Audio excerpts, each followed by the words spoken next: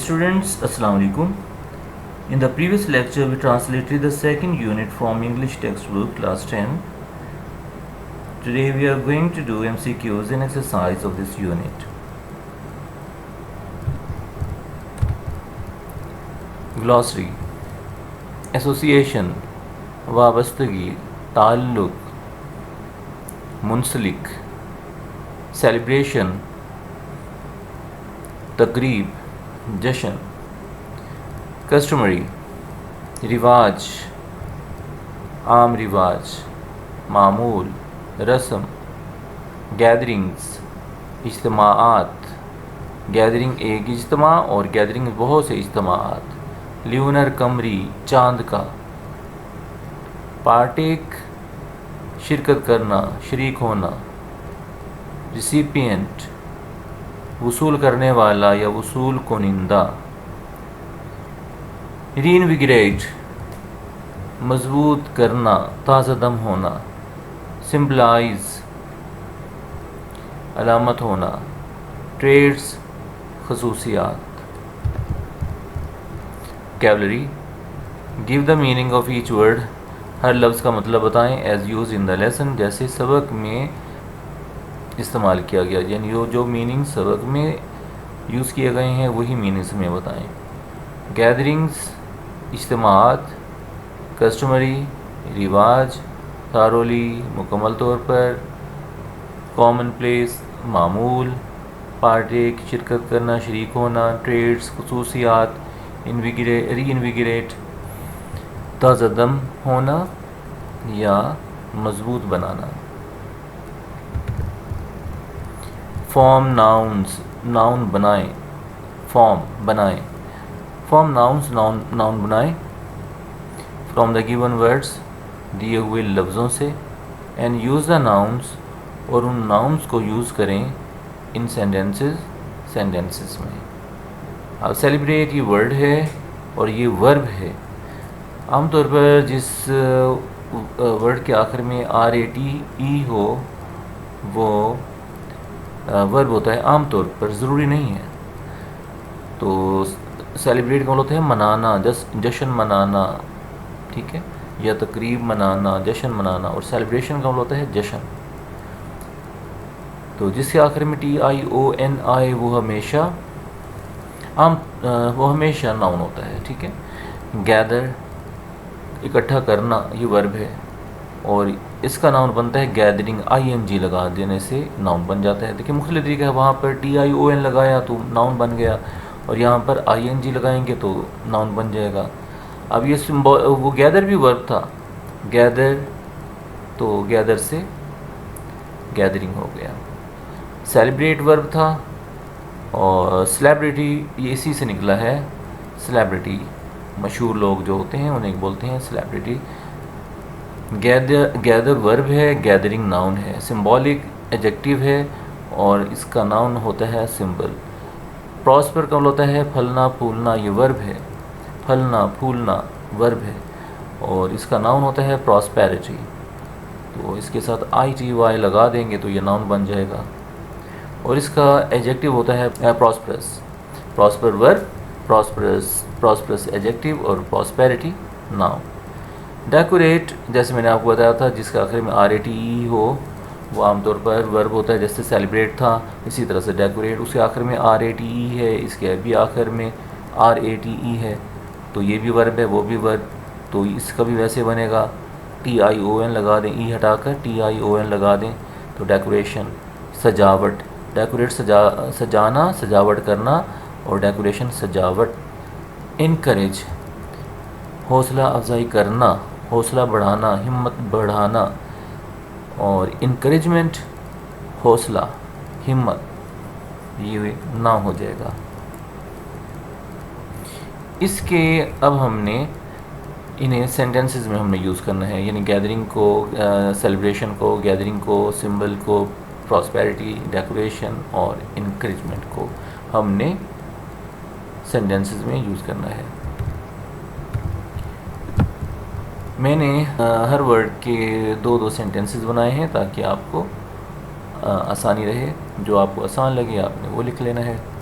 Celebration, तो I am having my birthday celebration tomorrow, कल मैं अपनी बर्थडे सेलिब्रेशन कर रहा हूँ, कल मैं अपनी बर्थडे का जश्न मना रहा हूँ। ठीक है। आई am not having my birthday celebration tomorrow, कल मैं अपनी बर्थडे का जश्न नहीं मना रहा हूँ। Are you having your birthday celebration tomorrow, क्या आप कल अपनी बर्थडे का सेलिब्रेशन या जश्न मना रहे हैं। No I am not having my birthday celebration tomorrow, नहीं मैं कल अपनी बर्थडे का जश्न नहीं मना रहा हूँ। इसी तरह से आप बना सकते हैं, कोई भी बनाए। तो आई am not having my birthday celebration this year, मैं इस साल अपनी बर्थडे का जश्न नहीं मना रहा हूँ। ठीक है। Why are you not having your birthday celebration this year, आप इस साल अपनी बर्थडे का जश्न क्यों नहीं मना रहे हैं। तो वाई लगा देंगे तो इंट्रोगेटिव मार्क आपको लगाना पड़ेगा। ठीक है। इसी तरह से आपने डिफरेंट बनाने हैं, रिटर्न क्रैम नहीं करना, आपने रिटर्न नहीं लगाना, समझना है और इसके मुख्तलिफ अपने सेंटेंसेस बनाने हैं। ठीक है। आगे है गैदरिंग, मजमा, इज्तमा। ही एड्रेस्ड, उसने खिताब किया, अ वेरी बिग गैदरिंग, एक बड़े मजमे से, एक बड़े हुजूम से, यस्टरडे, कल। यस्टरडे, इसे यस्टरडे नहीं बोलते, इसे बोलते हैं यस्टरडे, कल। उसने कल एक बड़े मजमा से, एक बड़े हुजूम से खिताब किया। और भी है, we usually have a big family gathering, हमारे यहाँ आमतौर पर बड़े ख़ानदान का एक बड़ा इज्तिमा होता है। ऑन ईद फेस्टिवल्स, ईद के त्यौहारों पर, ईद के त्यौहारों पर। ठीक है। और इसमें ज़रूरी नहीं है कि गैदरिंग है तो आपने गैदरिंग लिखना, तो गैदरिंग्स भी बना सकते हैं आप, लेकिन फिर उसके साथ आ नहीं लगाएंगे, आ बिग नहीं होगा, खाली बिग होगा, आ ख़त्म कर देंगे, क्योंकि गैदरिंग्स हो गई, बहुत सारी हो गई, तो अब तो आ नहीं लगेगा। आ तो लगता है सिंगुलर काउंटेबल नाउन के साथ। तो वी यूजुअली हैव, अगर आ हटा देंगे तो फिर होगा बिग फैमिली गैदरिंग्स, यहाँ एस लगाएंगे। हमारे यहाँ आमतौर पर बड़े बड़े ख़ानदान के बड़े बड़े बड़े इज्तिमात होते हैं ऑन ईद फेस्टिवल्स, ईद के त्यौहारों पर, फिर ये हो जाएगा। ठीक है।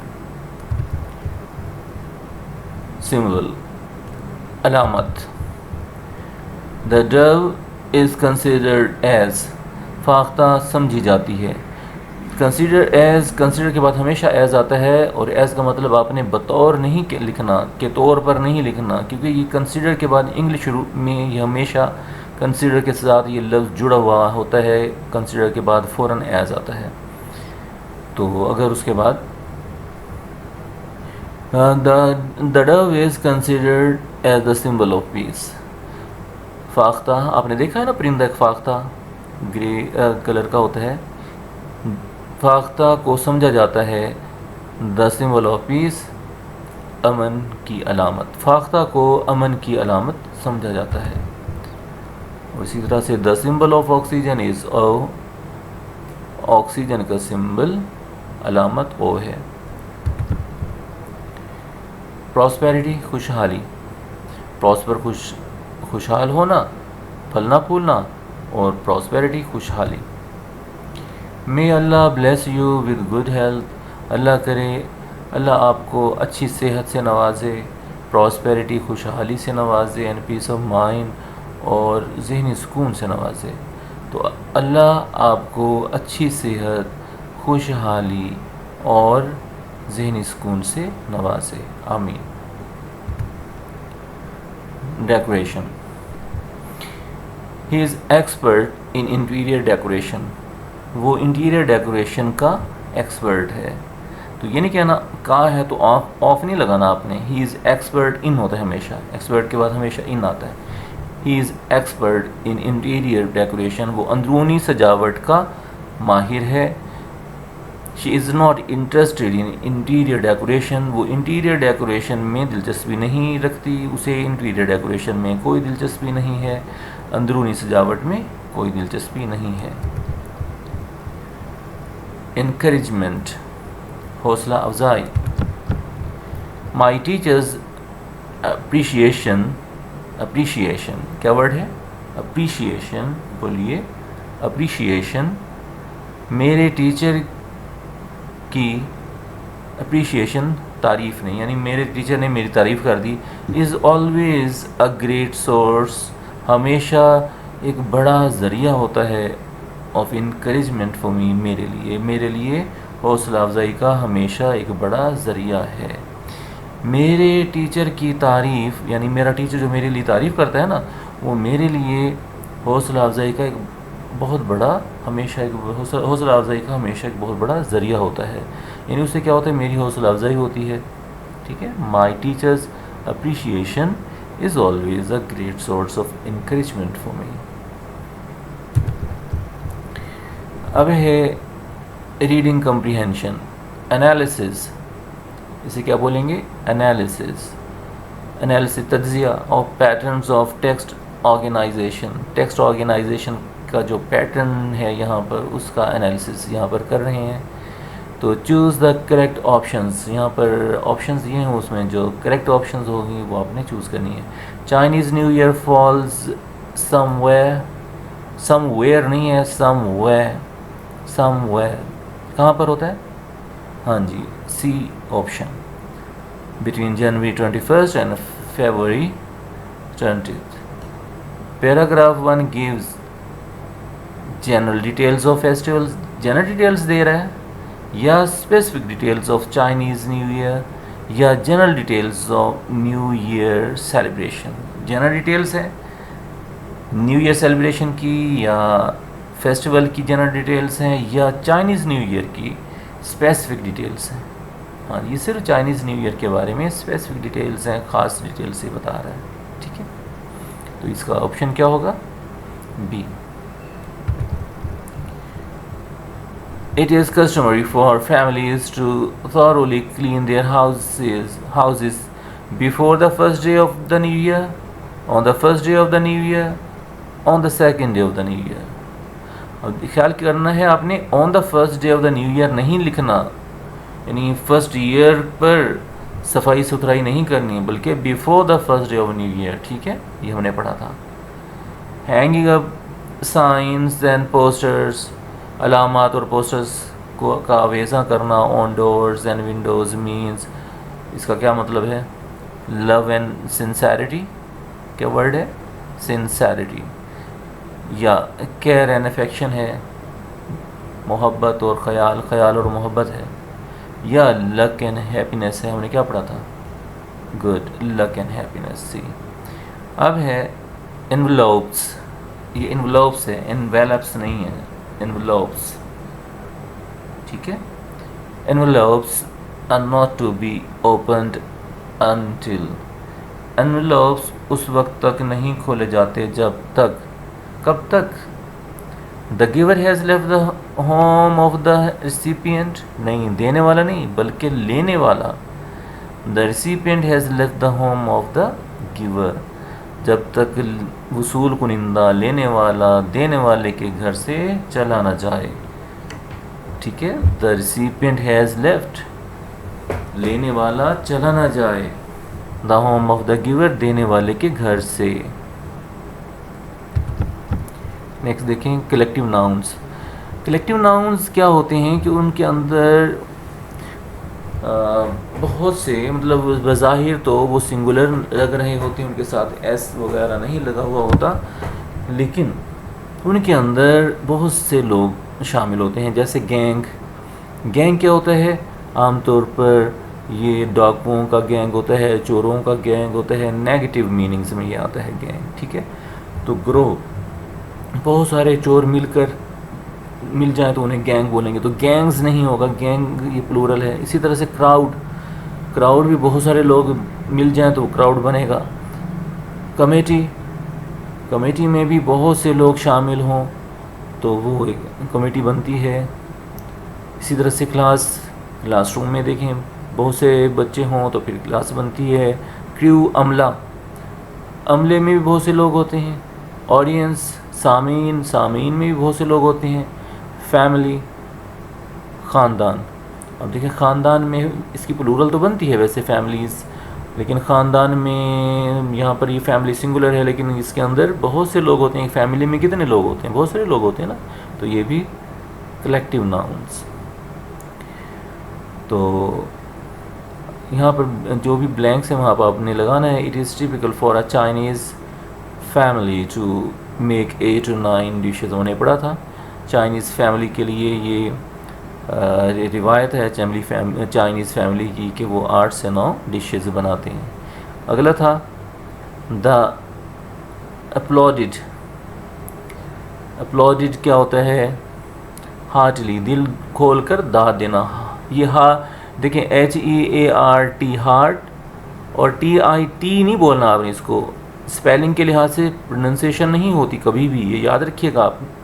हर लफ्ज़ की प्रोनंसिएशन डिफरेंट होती है, तो इसे बोलते हैं हार्टली। हार्टीली नहीं बोलेंगे, हार्टीली, हार्टली, हार्टली, हार्टली। दिल खोल कर तालियां बजाना, दिल खोल कर दाद देना at the end of the concert के आखिर पर।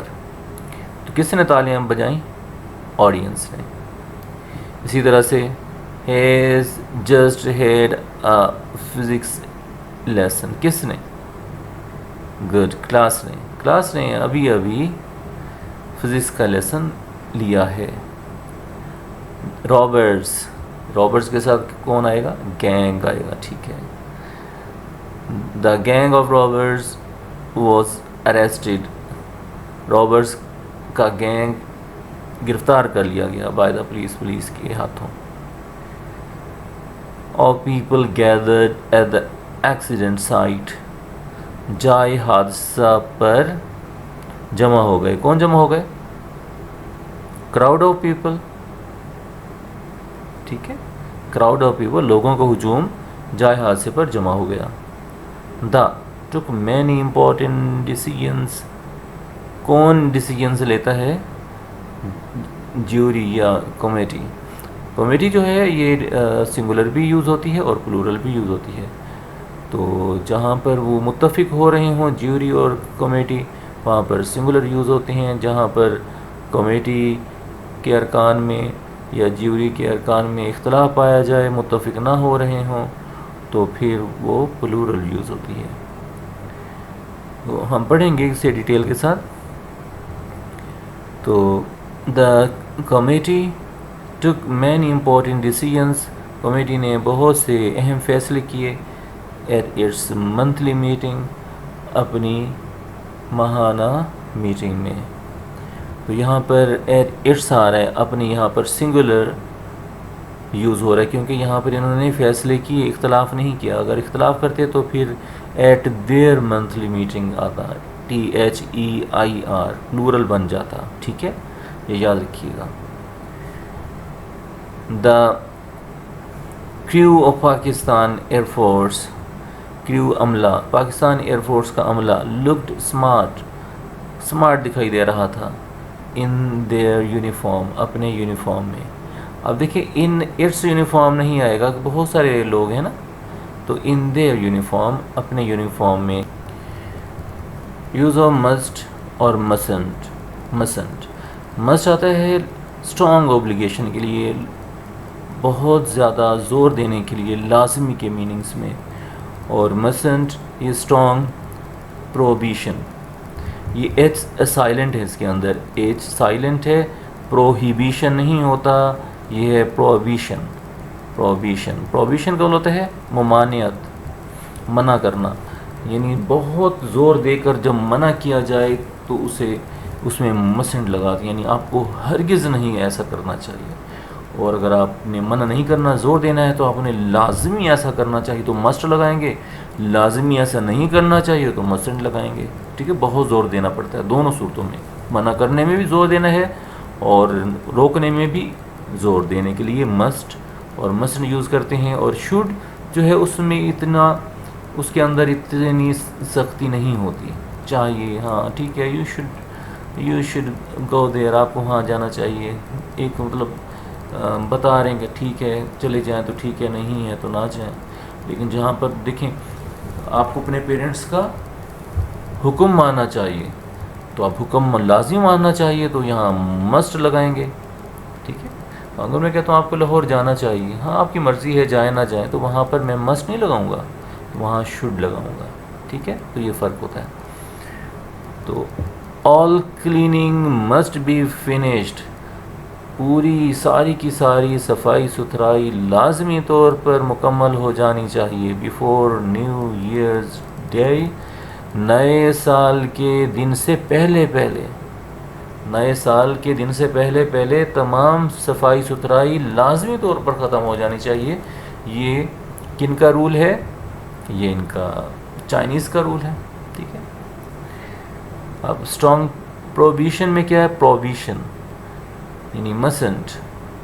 मदर, अम्मी कह रही हैं you mustn't play with matches, आपको माचिस से हरगिज़ नहीं खेलना चाहिए। बच्चे से कह रही हैं you mustn't play with matches, आपको माचिस से, मैचेस, ठीक है। तो ये माचिस जो है ये इंग्लिश वर्ड है, मैचेस इसकी स्पेलिंग है MATCHES। You mustn't play with matches, आपको माचिस से हरगिज़ नहीं खेलना चाहिए। फिल इन द ब्लैंक्स, खाली जगह पूरी करें विद मस्ट और मस्टंट, मस्ट या मस्टंट के साथ। She must eat so much sugar, must आएगा, मस्टंट आएगा। शुगर ज़्यादा खानी चाहिए, नहीं खानी चाहिए? नहीं खानी चाहिए ना, तो she mustn't. Students must pass an entrance examination to study at the school, students को लाजमी एंट्रेंस एग्जामिनेशन पास करना चाहिए या नहीं करना चाहिए? देखिए तो कंडीशन है, जब कंडीशन है, लाजमी कंडीशन है, तो मस्ट लगाएंगे, must pass. You must watch so much television, आपको इतना ज़्यादा टेलीविज़न लाजमी देखना चाहिए? नहीं देखना चाहिए, तो you mustn't watch so much television. He must take some medicine for that cough, उसे इस खांसी के लिए कोई सम, कुछ नहीं होता, ज़रूरी है कि इसका मतलब हर जगह कुछ होगा, कोई भी हो सकता है। कोई मेडिसिन लाजमी लेनी चाहिए या लाजमी नहीं लेनी चाहिए? लाजमी लेनी चाहिए, तो आएगा मस्ट। इसी तरह से विजिटर्स मस्ट स्मोक, मुलाकातियों को लाजमी सिगरेट पीनी चाहिए? नो, मस्टंट आएगा, ठीक है। Present indefinite and present continuous tenses, तो यहाँ पर जहाँ पर एट द मोमेंट आ रहा हो, नाउ आ रहा हो, राइट नाउ आ रहा हो, तो टुमारो आ रहा हो, तो वहाँ पर प्रेजेंट कंटिन्यूअस टेंस लगाते हैं। मतलब इज़ एम आर और ING इंग फॉर्म लगाते हैं, फोर्थ फॉर्म लगाते हैं। और जहाँ रूटीन ज़ाहिर हो रही हो वहाँ पर सब्जेक्ट के बाद फर्स्ट फॉर्म यूज़ करते हैं। अब देखिए यहाँ पर chocolate, you not like chocolate, तो यहाँ पर ना नाउ आ रहा है, ना राइट नाउ आ रहा है, ना एट द मोमेंट आ रहा है, ना टुमारो आ रहा है, कुछ भी नहीं आ रहा। तो एक रूटीन को ज़ाहिर कर रहा है, आदत को, कि यू। तो प्रेजेंट इंडेफिनिट टेंस का नेगेटिव कैसे बनाते हैं? यू के साथ डू नॉट लगाते हैं, ही शीट के साथ डज नॉट लगाते हैं, आई वी यू दे, और प्लूरल सब्जेक्ट के साथ डू नॉट, सिंगुलर सब्जेक्ट और ही शीट के साथ डज नॉट लगाते हैं। तो क्या होगा? यू के साथ डू आएगा, डज आएगा, डू आएगा, good. You do not like chocolate, ठीक है। शी नॉट स्टडी, तो इसमें देखें आगे चलें, एट द मोमेंट आ रहा है, अब, इस वक्त, एट द मोमेंट, अब, इस वक्त। अब मैंने बताया था ये पहचान होती है प्रेजेंट कंटिन्यूस टेंस की। तो कंटिन्यूस टेंस की पहचान है, तो कैसे बनता है? इज़ एम आर के बाद ING लगाते हैं, तो क्या बनेगा? शी, इज़ एम आर लगाएं, शी के साथ इज़ लगेगा, एम लगेगा, आर लगेगा, इज़ लगेगा, शी इज़। फिर क्या लगाते हैं? Not, she is not. फिर स्टडी की इंग फॉर्म कैसे बनेगी? स्टडीइंग, तो she is not studying at the moment. Every day आ रहा हो, एवरी डे, तो ये प्रेजेंट इंडेफिनिट टेंस की पहचान होती है, कंटिन्यूस टेंस की पहचान नहीं होती। तो क्या लगेगा? प्रेजेंट इंडेफिनिट टेंस कैसे बनता है? नेगेटिव, डू नॉट के बाद फर्स्ट फॉर्म। तो दे डू नॉट, दे के साथ डू नॉट आएगा, डज नॉट नहीं आता। They do not eat rice every day. अब नाउ आ रहा है, नाउ के साथ इज़ एम आर ING लगेगा, तो दे, वी के साथ क्या लगेगा? वी के साथ इज़ होता है, एम होता है, आर होता है, वी आर। फिर उसका नॉट, फिर वर्क के साथ क्या होगा? वर्किंग, ठीक है। We are not working now. यहाँ it rain a lot here, यहाँ पर बहुत बारिश होती है। तो ये रूटीन है, नाउ नहीं आ रहा, एट द मोमेंट नहीं आ रहा, टुमारो नहीं आ रहा, तो राइट नाउ नहीं आ रहा, तो प्रेजेंट कंटिन्यूस टेंस की पहचान के वर्ड्स कोई नहीं आ रहे, तो इसलिए इट के साथ रेन आएगा। क्या आएगा? फर्स्ट फॉर्म आएगी, क्या आएगा? ही शी इट के साथ, ही शी इट के साथ अगर प्रेजेंट इंडेफिनिट टेंस अगर हम बनाएं तो साथ एस या ई एस भी लगता है, तो इट रेन्स आएगा। It rains a lot here. अगर इट शी के साथ भी एस ई एस लगता है, ही के साथ भी एस ई एस लगता है, आई वी यू दे के साथ एस ई एस नहीं लगता। टुमारो आ रहा है तो यहाँ भी क्या होगा? Is M R I N G, तो आई के साथ क्या लगता है? इज़ एम आर में से एम, आई एम, और गो के साथ हो जाएगा I N G. I am going on holiday tomorrow. अब है यूज़ ऑफ हाइफन। हाइफन क्या होता है? ये छोटी सी एक लाइन सी होती है, ये डैश से भी छोटी लाइन होती है, और इसे कहाँ पर हम लिख सकते हैं? तो ये देखें, अक्सर आप लोग गलती करते हैं, तो इसे ज़रा गौर से सुनिएगा। ये देखें, ये स्पोर्ट है ना, SUPPORT, तो यहाँ पर ये यहाँ देखें, जहाँ पर कर्सर मैं लेकर आ रहा हूँ ना, यहाँ पर देखें, एक लाइन पूरी आपने लाइन लिखी, तो सिर्फ आपने एक लेटर लिखा और उसके बाद आपने ये हाइफन लिख दिया। ये डैश नहीं है, हाइफन। और हाइफन क्या होता है? ये साथ मिला हुआ होता है, एस के साथ, गैप नहीं होता दरमियान में, सिंगल गैप नहीं देते, स्पेस नहीं देते दरमियान में ना। तो एक लेटर के बाद हाइफन लिखकर नीचे अगली लाइन में नहीं लिख सकते, ये रूल्स हैं। तो क्या होना चाहिए? देखें, divide the word between syllables. Syllables के जो वर्ड्स हैं उनको आपने डिवाइड करना है। It means that one syllable words are never divided. One syllable जो वर्ड होता है उसको कभी भी आप डिवाइड नहीं कर सकते। सिलेबल्स क्या होते हैं? जैसे गन, एक ही झटके में जो लफ्ज़ अदा होता है उसे वन सिलेबल या यूनिसिलेबल बोलते हैं। गन, हैन, पेन। तो अब देखें, स्पोर्ट में दो सिलेबल्स हैं, एस, एक है सब, फिर दूसरा है पोर्ट, पोर्ट। तो जो सिलेबल्स होते हैं, तो सिलेबल्स को अलग अलग करके आप लिख सकते हैं। ये नहीं लिख सकते एस और अपोर्ट, सब SUP, ये SU टू लेटर्स भी नहीं लिखेंगे, SU और PPORT नहीं। अगर इतनी जगह आपके पास वहाँ पर मौजूद है, SU और P तक आ रहा है तो फिर ठीक है, अदरवाइज़ आपने अगली लाइन से लिखना है।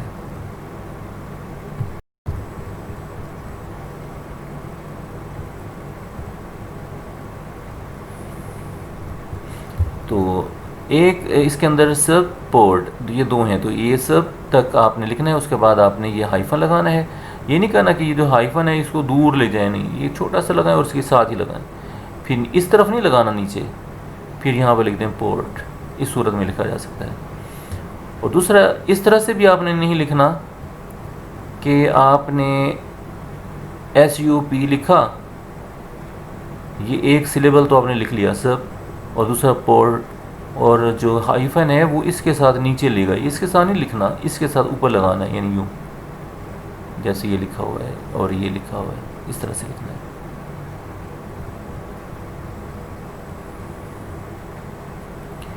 तो पहली लाइन के एंड पर लिखा जाता है, ना कि दूसरी लाइन के स्टार्ट में। यानी ये पूरी लाइन आप लिख रहे हैं ना, लिखते लिखते यहाँ तक का लाइन ख़त्म हो गई, पेज ख़त्म हो गया।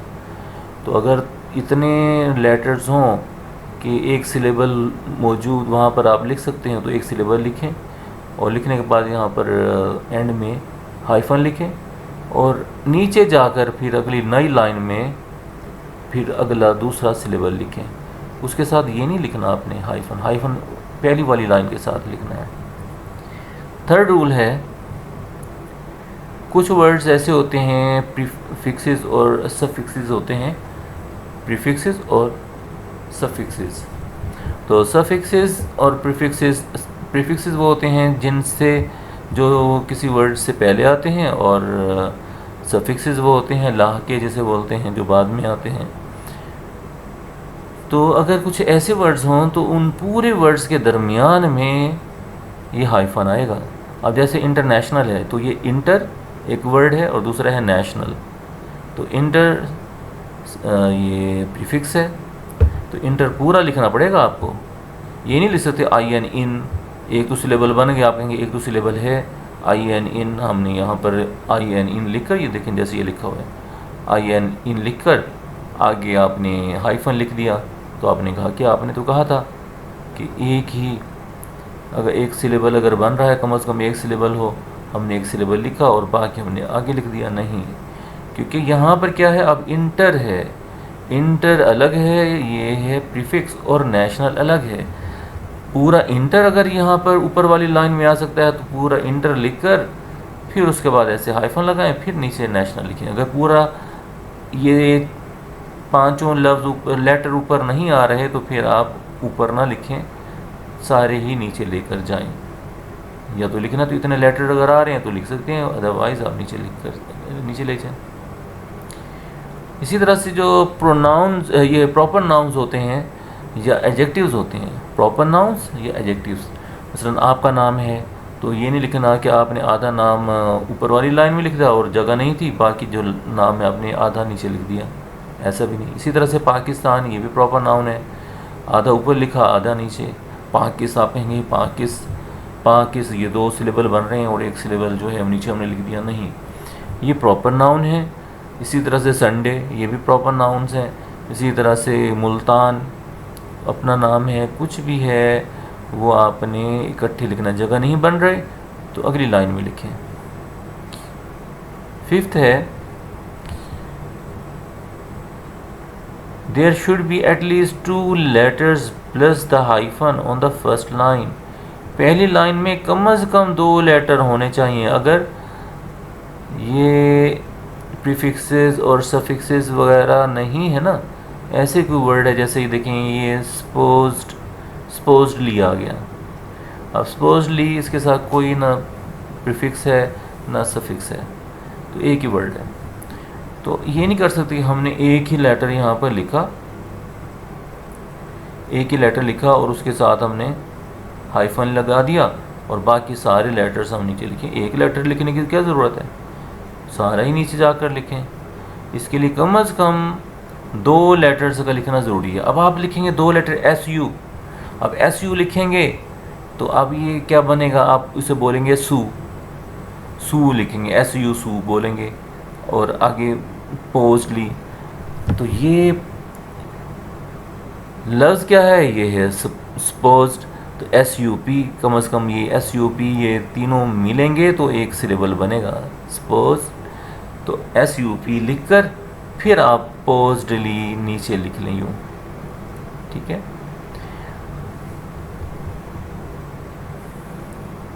या अगर कोई ऐसे हैं 2 लेटर वाले इंटेलिजेंट है, सपोज इंटेलिजेंट। अब इंटेलिजेंट क्या है, ये एडजेक्टिव है, ठीक है। आई एन आप अलग लिखकर और इंटेलिजेंट अलग नीचे नहीं लिख सकते, क्योंकि देखें ये रूल नंबर 4 में हमने पढ़ा था कि प्रॉपर नाउन्स या एडजेक्टिव्स को हम डिवाइड नहीं कर सकते। तो इंटेलिजेंट को नहीं करेंगे, कोई वर्ब ऐसी आ जाएगी तो उसे कर सकते हैं, लेकिन उसके साथ पूरा जो सिलेबल है वो साथ लिखना चाहिए। देखिए उन्होंने कहा 2 आने चाहिए, लेकिन यहाँ तो 3 लिखे जा रहे हैं, एस यू और पी। क्योंकि हम एस यू खाली अगर यहाँ पर लिख देते हैं तो डबल पी, तो ये सू, तो ये बन जाएगा सुपोज्ड। तो सुपोज इसकी प्रोनाउंसिएशन में प्रॉब्लम हो जाएगा, ठीक है। तो एस यू पी सपोज्डली। लास्ट है रूल डिवाइड हाइफन वर्ड। जो हाइफन वर्ड है ना, using the hyphen already in the word. अगर ऑलरेडी किसी वर्ड में हाइफन है तो आपने उसको वहीं से ही आपने उसको अलग करना है। अब जैसे मदर इन लॉ है, हम जब लिखते हैं तो मदर अलग लिखते हैं, उसका हाइफन लिखते हैं, फिर इन लिखते हैं, फिर हाइफन लिखते हैं, फिर लॉ लिखते हैं, मदर इन लॉ। तो हम यूँ नहीं लिख सकते कि MOTH लिख लें और ER इधर उसका हाइफन ER नीचे ले जाना, नहीं, मदर पूरा लिखना पड़ेगा, क्योंकि ये वो वर्ड है जिसके अंदर ऑलरेडी हाइफन आ रहे हैं। तो हम वहाँ से इसको अलग करेंगे जहाँ पर हाइफन होगा। मसलन मदर पूरा लिखकर उसके साथ हाइफन लगाएंगे, जैसे ये है, फिर नीचे इन, फिर उसके बाद, हाँ यूँ भी कर सकते हैं, मदर इन, मदर लिखने के बाद यहाँ हाइफन, फिर इन भी लिख लें, फिर आगे हाइफन, फिर लॉ नीचे लिख लें, यूँ भी हो सकता है। ठीक है।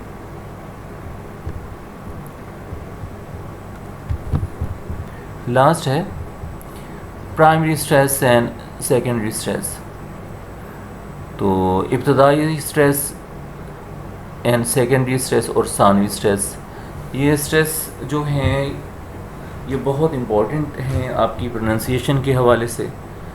तो हम अभी इब्तदाई तौर पर इसके बारे में कुछ आपको बताएंगे डिटेल से, फिर आपको इंशाअल्लाह बताएंगे, जिससे आप की जो प्रोनाउंसिएशन है वो बहुत बेहतर हो जाएगी। ये जो निशान है ना, ये वाला, ये ऊपर अगर है, ऊपर थोड़ा सा, तो ये होता है प्राइमरी स्ट्रेस का। दिमाग, ये वाला मार्क दरमियान में जो है ना, ये वाला ऊपर लगा हुआ है, शोज़ द मेन और प्राइमरी स्ट्रेस। इसे मेन स्ट्रेस भी बोलते हैं और प्राइमरी स्ट्रेस भी बोलते हैं। इन अ वर्ड, किसी लफ्ज़ में जब आता है ना, वर्ड में आता है, तो हम इससे शो करते हैं कि ये उसके ऊपर लगा देते हैं, तो इससे ये पता चलता है कि इस लेटर पे आपने स्ट्रेस देना है, ज़ोर देना है। For example metalled. अब मेटल्ड में हम स्ट्रेस जो देते हैं ना, एम पे देते हैं स्ट्रेस, तो मेटल्ड, तो ये प्राइमरी स्ट्रेस है। सबसे ज़्यादा जो स्ट्रेस होता है, ज़्यादा स्ट्रेस, वो देखिए हमने एम के ऊपर ये लिखा हुआ, ये निशान छोटा सा, मेटल्ड, क्योंकि हम मेटल्ड नहीं बोलते। अगर मेटल्ड बोलते तो फिर टी पे स्ट्रेस आता, लेकिन ये सही उसकी जो प्रोनाउंसिएशन है वो है मेटल्ड, मेटल। तो मेटल्ड है तो एम पे स्ट्रेस है, तो इसलिए इसके ऊपर आएगा। तो is stressed on the first syllable. देखिए जो फर्स्ट सिलेबल है इसका मेटल्ड नहीं आएगा, देख इसके अंदर दो हैं सिलेबल्स, मेटल्ड, मेटल्ड, तो टेल्ड पे नहीं आएगा बल्कि मै पे आएगा, मेटल्ड। ठीक है।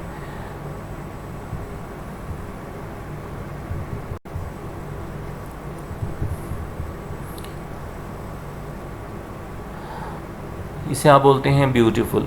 ये ब्यूटीफुल नहीं है, यहाँ पर जो यू है, यू पे इसके स्ट्रेस आना है, यू पे, तो ब्यूटीफुल, इस पे सेकेंडरी स्ट्रेस है, यू पे प्राइमरी स्ट्रेस है, यानी ज़्यादा स्ट्रेस यू पे देना है। ब्यूटीफुल, ब्यूटीफुल, ठीक है, ब्यूटीफुल पहले अलग बोलें, ब्यूटीफुल, ब्यूटीफुल, तो ब्यूटीफुल, ब्यूटीफुल नहीं है, ब्यूटीफुल पहले बोलें, फिर आपको सही इसकी प्रोनाउंसिएशन आएगी।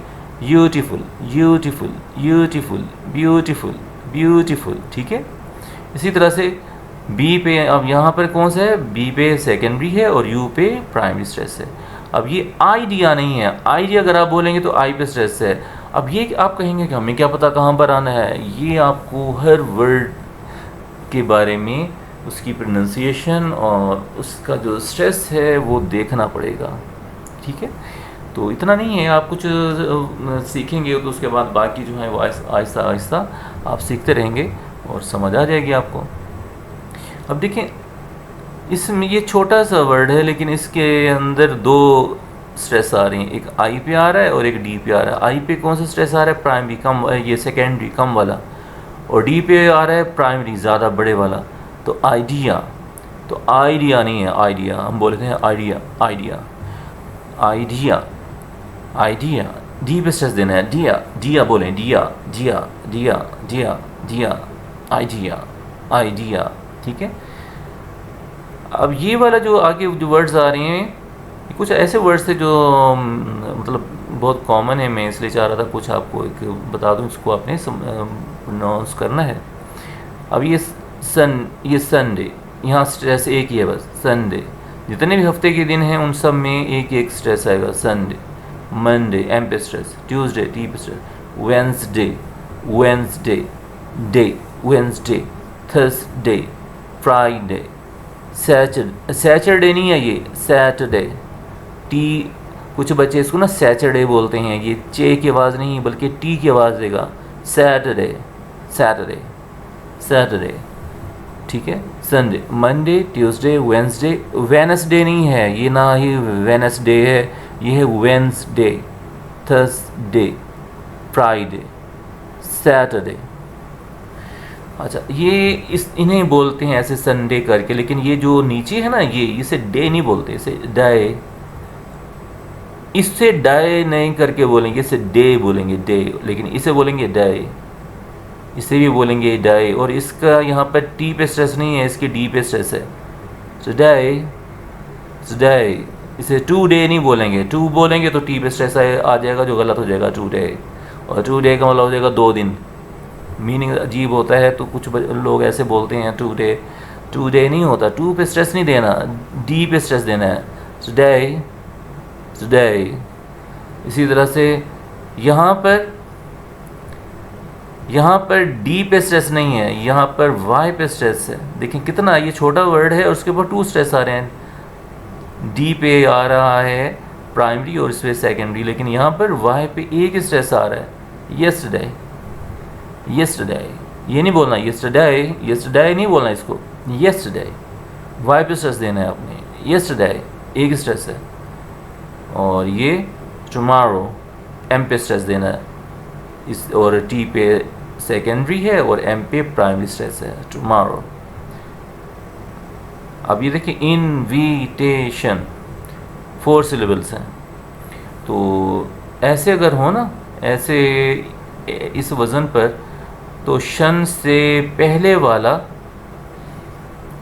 जो सिलेबल है उसके ऊपर स्ट्रेस आता है, यानी टे पे आएगा, इनविटेशन टी पे, यानी प्राइमरी स्ट्रेस इस पे आएगा और सेकेंडरी स्ट्रेस आएगा नीचे वाला, वो यहाँ पर आई पे, यानी यहाँ पर आपने हल्का स्ट्रेस देना है और इस टी पे आपने प्राइमरी स्ट्रेस देना है ज़्यादा वाला, इनविटेशन। हम क्या बोलते हैं, इनविटेशन, इनविटेशन ही होता है, इनविटेशन। एजुकेशन, एजुकेशन बोलते हैं, एजुकेशन, एजुकेशन नहीं है, एजुकेशन, केशन, एजुकेशन। इन्वेस्टिगेशन, यहाँ गे पे, खे पे, टे पे, यहाँ पे स्ट्रेस आ रहा है, ठीक है। इन्वेस्टिगेशन, आई पे प्राइमरी, गे पे सॉरी आई पे सेकेंडरी और गे पे प्राइमरी, इन्वेस्टिगेशन यानी जी पे। मोटिवेशन, वी पे प्राइमरी और एम पे सेकेंडरी, मोटिवेशन। तो डियर स्टूडेंट्स, ये कुछ स्ट्रेस के बारे में मैंने आपको बताया। तो ये बहुत इंटरेस्टिंग ये प्रोनाउंसिएशन और स्ट्रेस का है। आगे मैं आपको प्रोनाउंसिएशन के बारे में बताऊंगा। बहुत से ऐसे वर्ड्स हैं जो आपको पता ही नहीं है कि आप गलत बोलते हैं, तो उनकी कुछ किसी के रूल्स हैं, कुछ के रूल्स मैं आपको बताऊंगा और कुछ के रूल्स नहीं होते, कुछ के रूल्स होते हैं। तो इस तरह से हम आगे सीखेंगे।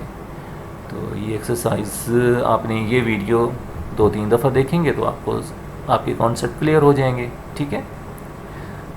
तो अपना बहुत ख्याल रखिएगा बेटा, बहुत ज़्यादा ख्याल रखिएगा। टेक केयर, अल्लाह हाफिज़।